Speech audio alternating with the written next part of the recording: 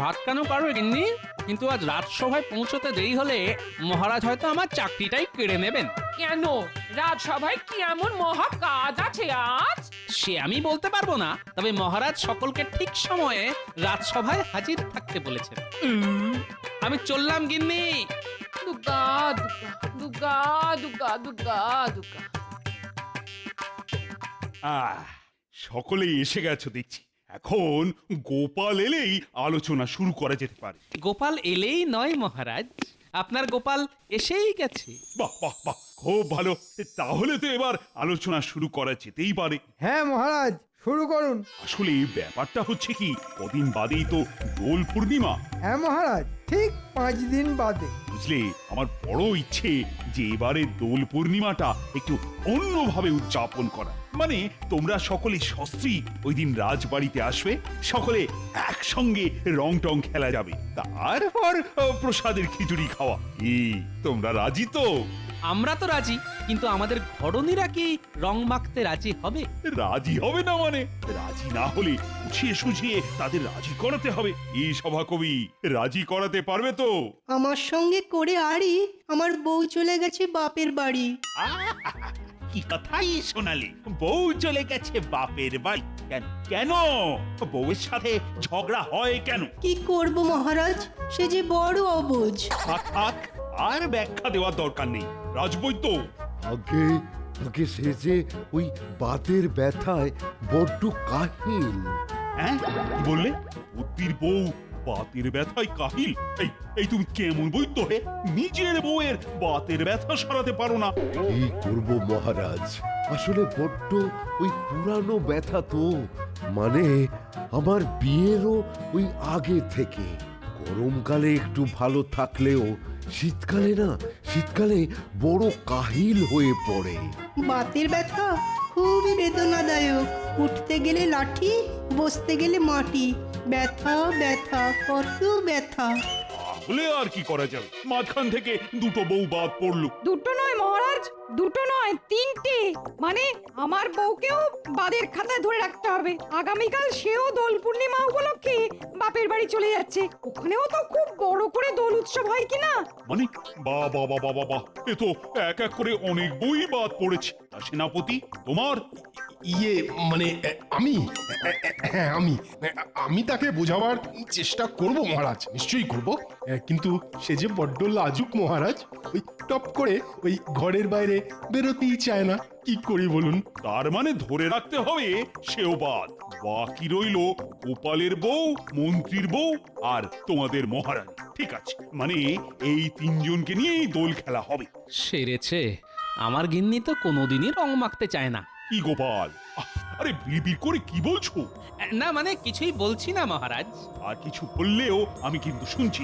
মোদ্দা কথা, তোমার আর মন্ত্রীর বউকে ওই দিন আমি রাজবাড়িতে দেখতে চাই, ব্যাস।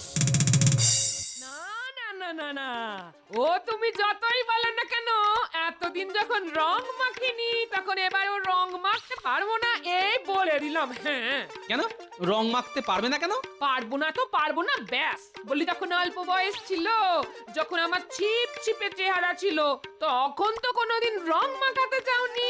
কি করব? আসলে তখন যে রঙের বড্ড দাম ছিল আর রোজগারও ছিল খুব কম। এখন বুঝি রঙের দাম কমে গেছে? না মানে রঙের দাম না কমলেও রোজগার তো কিছু বেড়েছে। আর সব থেকে বড় কথা হলো, রং কিনতে তো আর পয়সা লাগছে না, সব খরচ তো মহারাজের। তাহলে তুমি গিয়ে রং মেখে এসো, আমাকে আর এর মধ্যে কেন না। হ্যাঁ, আহা, সামান্য রং মাখা নিয়ে এত চড়ছো কেন বলো তো? মনে রাখবে, এটা মহারাজের আদেশ। তুমি মহারাজের কাছে চাকরি করো, তাই মহারাজের আদেশ মানতে তুমি বাধ্য। আমি কিন্তু বাধ্য নই। হ্যাঁ, যা ছেলে, এতে দেখছি আচ্ছা গো। গো হলে গো, তবে একবার যখন রং খেলবো না বলেছি, তখন মরে গেলেও খেলবো না। আরে তুমি রং খেলতে না গেলে আমার যে চাকরি থাকবে না। গেলে যাবে, তাতে আমার কি? এতদিন তো শুনে এসেছি নারী হলো সহনশীল, বুঝতার। কিন্তু তুমি তো দেখছি একেবারে উল্টো। হ্যাঁ, আমি উল্টো। আমি হলাম সেই নারী যার আরেক নাম শক্তি। বুঝতে পেরেছি, তুমি শক্তি হলে আমি হলাম সহ্য শক্তি। তবে রে, হ্যাঁ, ওরে বাবা, শক্তি যে আবার রুদ্র শক্তি হয়ে মারতে আসছে। কি বলছো কি রানী, তুমি রং খেলবে না? না খেলবো না গতবার রং খেলে সারা গায়ে এরকম ঘামাচির মতো কি সব বেরিয়েছিল। সে কতবার বেরিয়েছিল বলে এবারেও যে বেরোবে তার কোনো কথা আছে না। ওসব কথা জেনে আমার কাজ নেই, মোদ্দা কথা এবার আমি রং খেলবো না। এই দেখো, এইদিকে গোপাল আর মন্ত্রীর বউ তোমার সঙ্গে রং খেলতে আসবে, তা তুমি যদি না খেলো সেটা কি ভালো দেখাবে? আমাকে না জিজ্ঞেস করে আপনি ওদের আসতে বললেন কেন? তা তুমি যে খেলবে না সেটা আমি কি করে বুঝবো? তা এখন বুঝলেন তো, ওদের বারণ করে দিন। ও সব আমি পারবো না, আমি হলাম এ রাজ্যের রাজা, কথার খেলাপ করা আমার মানায় না। ভদ্রলোকের এক কথা, ব্যাস। তাহলে যা পারেন তাই করুন। ওহ, তোমার সাহস তো কম নয়, আমার মুখের ওপর দুম করে না করে দিলে। হ্যাঁ করে দিলাম, কারণ দোলের দিন ভূতের মতো রং মাখতে কোনো দিন আমার ভালো লাগে না। গো, সারা গা জুড়ে শুধু লাল বাদুড়ের রং, দুদিন ধরে ঘষিয়ে ঘষিয়ে সেই রং তুলু। এই শোনো, অত হ্যাপা আমার পোষাবে না। হ্যাঁ কি বলছো কি? রানীমা রং খেলবে, আর তার থেকেও বড় কথা, গোপাল যদি তার বউকে নিয়ে হাজির হয় তাহলে তো গোপালের কাছে আমি হেরে যাব। এই তো তুমি উঠতে বসতে খেতে শুতে গোপালের কাছে হেরে বসে থাকো, নতুন করে আরেকবার হারলে ক্ষতি কি? কি আবার আমার মুখের উপর এত বড় কথা বললে? দেখো দেখো, এরকম অবাধ্যতা করলে না, আমি কিন্তু তোমাকে বাপের বাড়ি বসিয়ে দিয়ে আসবো। সে তুমি যা ইচ্ছে করতে পারো, আমি রং খেলবো না, এই আমার শেষ কথা, ব্যাস। এ তো দেখছি ভবি ভোলবার নয়। হ্যাঁ, কি করি এখন? মহারাজকে গিয়ে কি বলবো? হ্যাঁ, ওহ, গিন্নির যা মেজাজ দেখলাম, তাতে তাকে দিয়ে রং খেলানোর থেকে বাঘের দুধ দুয়ে নিয়ে আসা অনেক সহজ দেখছি। দূর দূর, ভালো লাগে না। যাই, এখন মহারাজকে গিয়ে বলে আসি যে আমার গিন্নি রং খেলবে না।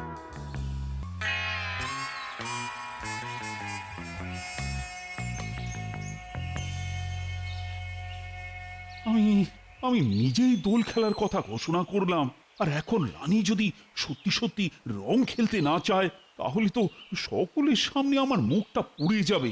ও কি যে করি এখন, কি করি কি করি কি করে কথাটা সকলকে বলি?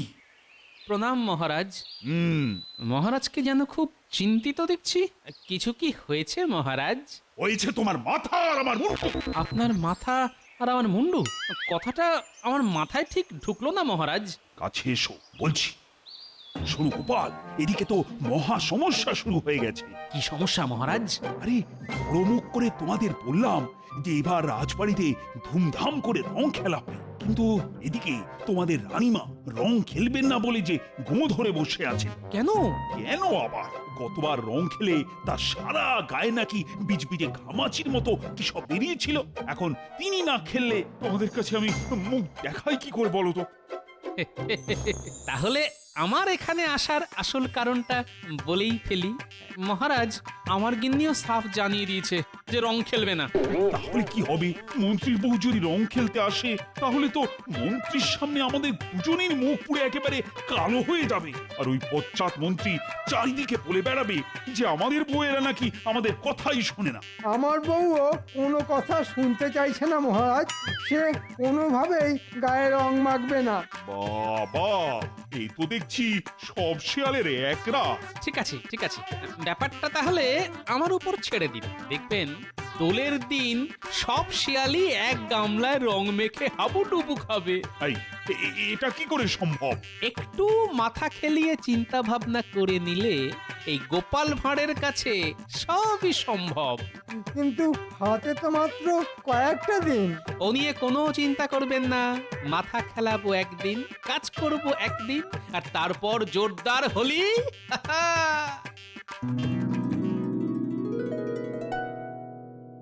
আচ্ছা দাদু, আমাদের কি জন্য এখানে ডেকে পাঠালে বলো তো?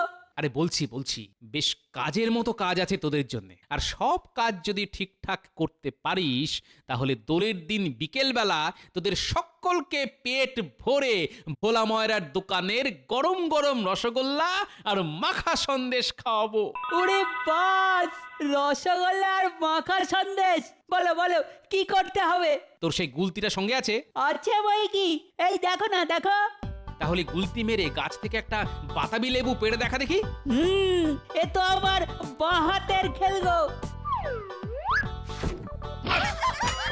ওরে বাবা, হাতের নিশানা নিখুঁত হলেও একেবারে আমার মাথার টাকের উপর ফেললি যে। তোমার মাথায় লাগেনি তো দাদু? না, বাতাবি লেবু নরম বলে খুব একটা জোরে লাগেনি বুঝলি, কিন্তু ওটা যদি বাতাবি লেবু না হয়ে বেল হতো তাহলে আমার এই কেশিন টেকো বেল মাথাটার যে কি অবস্থা হতো কে জানে। শোন গুলটে, শোন, দোলের দিন সকালে তোকে আমার কাজে লাগবে, তবে কি করতে হবে পরে বলে দেবো তোকে। হ্যাঁ, এবার আমায় বলো কি করতে হবে আমায়? আচ্ছা, বিড়ালের মতো নিঃশব্দে হাঁটতে পারবি? এমন ভাবে হাঁটতে হবে যে শাড়ির খসখসানির শব্দটাও যেন না পাওয়া যায়। কেন পারবো না? খুব পারবো। তাহলে হেঁটে দেখা দেখি। বাহ বাহ বাহ বাহ, খুব ভালো খুব ভালো। ঠিক আছে, দোলের দিন সকালে তোকে আমার কাজে লাগবে। আরে ওদের তো তোমার কাজে লাগবে বলছো, কিন্তু আমি? তুই চট করে গাছে উঠে দেখা দেখি কেমন চড়তে পারিস। আচ্ছা, এই দেখো। আরে দাঁড়া দাঁড়া দাঁড়া, মুখের কথা খসাতে না খসাতেই তো গাছে উঠে পড়লি। এই জল ভর্তি বালতিটা কে নিয়ে যাবে? কিন্তু কিন্তু দাদু, বালতি নিয়ে কিভাবে উঠবো? হ্যাঁ, একটা দড়ি নিয়ে আয় চট করে। এই নাও দাদু। এবার বালতির হাতলের সাথে দড়িটার এক প্রান্ত বাঁধ আর আরেকটা প্রান্ত কোমরে বেঁধে গাছে উঠে পড়। এবার আস্তে আস্তে দড়ি দিয়ে বালতিটা টেনে তোল। দাদু, তোমার কি বুদ্ধি! শোন, দোলের দিন সকাল সকাল তোরা সকলেই বাতাবি লেবু গাছতলায় এসে দাঁড়াবি। কি কি করতে হবে সব বলে দেবো তোদের। দাদু, আজ হবে নাকি অল্প অল্প করে রসগোল্লা আর মাখা সন্দেশ? ওই কাজের বায়না আর কি। দারুণ বলেছিস, কাজের বায়না। চল তাহলে, তবে যাবার পথে ট্যাপার পুঁচকে কেউ ডেকে নেব বুঝলি, দোলের দিন ওদেরও কাজে লাগবে আমার। ওদিকের খবর কিছু শুনেছেন? কি খবর ভাই? একেবারে ঘোড়ার মুখের খবর। তবে আমার মুখের খবর থুড়ি থুড়ি, ওই ঘোড়ার মুখের খবরটা আবার 5 কণ করবেন না যেন। আরে না না, কাউকে বলবো না। তুমি তুমি নিশ্চিন্তে বলো দেখি। শুনছি রানীমা, গোপালের বউ আর মন্ত্রীমশাইয়ের স্ত্রী তো রং খেলতেই চাইছেন না। তাই নাকি? তাহলে তো মহারাজের স্বাদের দোল খেলা তো এবার লাটে উঠবে। বেশ হবে, খুব ভালো হবে। আমার বউ আড়ি করে বাপের বাড়ি চলে গেছে বলে মহারাজ আমায় 2-4 কথা শুনিয়েছিলেন। চুপ চুপ, আর কোনো কথা নয়, গোপাল আসছে। আমাকে দেখে এমন চুপ করে গেল কেন? তার মানে বেটারা নিশ্চয়ই এখানে দাঁড়িয়ে কালকের দোল নিয়ে আলোচনা করছে। এই যে গোপাল, কোথায় যাচ্ছ? রাজবাড়ি। কেন ভাই? রাবড়ি খাবো বলে। ওমা, রাবড়ি? তো মহারাজ তো আমাদের বললেন না। রাস্তায় দাঁড়িয়ে গুজুর গুজুর ফুসুর ফুসুর করলে কি আর রাবড়ি খাওয়ার নেমন্তন্ন পাওয়া যায়? আমি চলি। ওরে বাবা, কি দেমাক!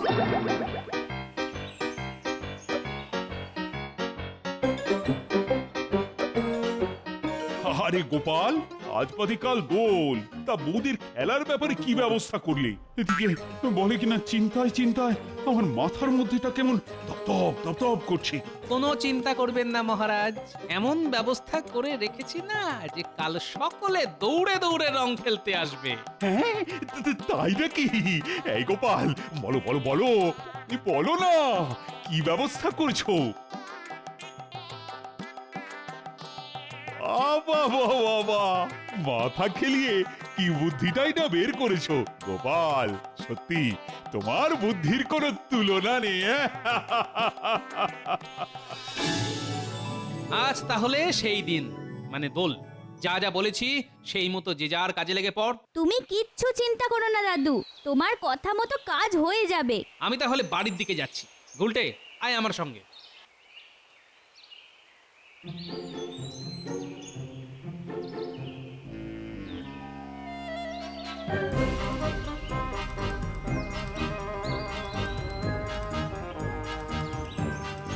কিরে পুটি, আমার পেছনে এসে দাঁড়িয়ে আছিস কেন? না মানে ওই একটু ঠাকুরের প্রসাদ। প্রসাদ নেবার জন্য দাঁড়িয়ে আছিস? তা এত কুণ্ঠা করছিস কেন? নে হাত বাড়া, কপালে ছুঁয়ে মুখে দে। যাক বাবা, খুব জোর বেঁচে গেছি। মাথার চুলে পুরো রং ঢেলে দিয়েছি, বুঝতেই পারিনি। এবার তাহলে আমি আসি রানীমা। হ্যাঁ আয়, ভালো করে রং খেলিস তোরা। আমি যাই মহারাজের পায়ে এই আবির ছুঁয়ে প্রসাদ দিয়ে আসি।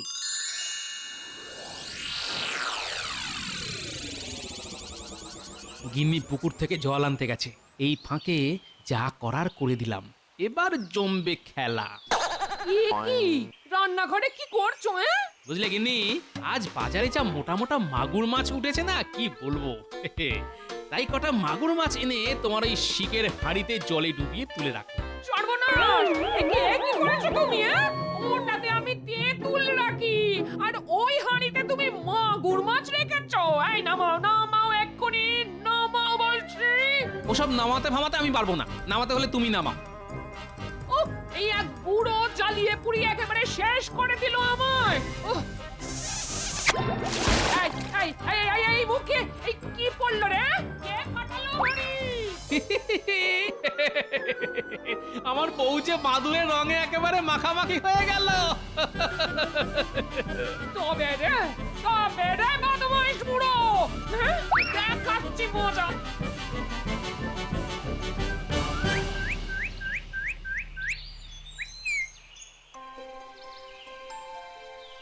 নিন, রাধা কৃষ্ণের প্রসাদ নিন। এবার পাটা একটু বাড়ান, পায়ে আবির দেব। গোপালের কথা মতো এবার রানীকে মোক্ষম ঠকাতে হবে। আরে রানী, তোমার মাথায় সাদা মতন এটা কি? একে কাকে ইয়ে করে দিল নাকি? ইমা, তাহলে তো আবার চান করতে হবে। দূর দূর দূর, আর ভাল লাগে না। যাও যাও রানী, এবার ওই মিথ্যে কাকে নিয়ে ধোবার জন্য যত ইচ্ছে জল ঢালো মাথায়। যত জল ঢালবে মুখ হবে তত বেগুনি। বাবা, খুব তো বলেছিলে রং খেলবো না, এবার দেখি কেমন রং না খেলে পারো তুমি। এই এই এই এই এই পাজি দল, গাছ থেকে ফুল ছিঁড়ছিস কেন রে? কি রে, ভালো করে কথা কানে গেল না? দাঁড়া দাঁড়া, দেখাচ্ছি তোদের, দেখাচ্ছি, দাঁড়া। পালিয়ে যাবি কোথায়? ধরতে পারলে না কানগুলো টেনে ছিঁড়ে নেব। হ্যাঁ, এই এই এই এই কে রে, কে রং ঢাললি আমার গায়ে? ওরে হতচ্ছাড়া ন্যাপলা, হ্যাঁ তোরই কাজ। দাঁড়া দাঁড়া দাঁড়া, তোর একদিন কি আমার একদিন। দাঁড়া দাঁড়া বলছি, দাঁড়া। লাল রঙে আমার গিন্নি একেবারে লাল টমেটো হয়ে গেছে। বুদ্ধি বটে গোপালের, বুদ্ধি বটে। কি এমন লাল রং কে মাখালো তোমায়? ন্যাপলা, কিন্তু এমন বাদুড়ে রঙে তোমায় কে চুবিয়েছে? কে আবার? ওই যে আমার ঘরের শত্রু টেকো বুড়ো। চলো চলো চলো, মহারাজের কাছে গিয়ে নালিশ করে আসি। মহারাজকে বলে কিচ্ছু হবে না, তার থেকে বরং রানীমার কাছে চলো, তিনি এর বিচার করবেন। ঠিক বলেছো, তাই চলো, তাই চলো চলো।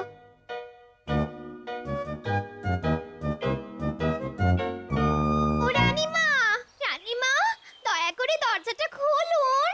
আমি এখন দরজা খোলার অবস্থায় নেই, দুদিন বাদে এসে দেখা করো। সে কথা বললে কি করে চলে রানীমা? আপনার আদরের গোপাল আমায় চাতুরি করে রং মাখিয়ে দিয়েছে। ন্যাপলা গাছের উপর থেকে আমার মাথায় রং ঢেলে দিয়েছে। তাহলে আমার অবস্থা দেখো। এ কি রানীমা, কালি ঝুলি মেখে আপনিও তো একসা। আপনার এই অবস্থা কে করলো? সেটা ঠিক বলতে পারবো না গো। তোমাদের মহারাজ বললেন আমার মাথায় নাকি কাকের ইয়ে। তাই দৌড়ে মাথা ধুতে গেলাম। উমা, মাথায় যে জল ঢেলেছি অমনি হড়হড় করে বেগুনি রঙে মুখ ভর্তি হয়ে গেল গো। তাই আমার মনে হয় এই সবই তোমাদের মহারাজের কারসাজি। আমি রং খেলবো না বলেছিলাম বলে এই উল্টো চাল চেলেছেন। মহারাজকে দোষ দেবেন না রানীমা, আসলে রং খেলবেন না বলে আপনারা তিনজনই তো ধনুক ভাঙা পণ করেছিলেন, তাই বাধ্য হয়ে আমি এই চাল চেলেছিলাম। তুমি? আগে হ্যাঁ, সকালে পুঁটি এসে প্রসাদ নেবার বাহানায় আপনার মাথায় গুঁড়ো রং ঢেলে দিল, ট্যাপা আর পুঁচকে ফুল ছেঁড়ার অছিলায় মন্ত্রী মশাইয়ের স্ত্রীকে ঘরের বাইরে বের করে আনলো, আর আমারটা বাড়িতে তো হাড়ি ফট। লাল বেগুনি আর বাদুড়ে মিলে একেবারে সব রং বাহার হয়ে গেছে। রং বাহার। গোপাল, তোমার পেটে পেটে এত, তা রং যখন একবার মেখেই ফেলেছি তখন চলো সবাই মিলে রং খেলা যাক। দাদু, আমাদের রসগোল্লা। আজ আর দাদু নয়, আজ তোদের সকলকে পেট ভরে রসগোল্লা খাওয়াবো আমি। তুমি রসগোল্লা খাওয়ালে আমি খাওয়াবো সন্দেশ। কি মজা, কি মজা। তাহলে এবার গলা ছেড়ে বলা যাক হোলি হ্যায়। হোলি হ্যায়।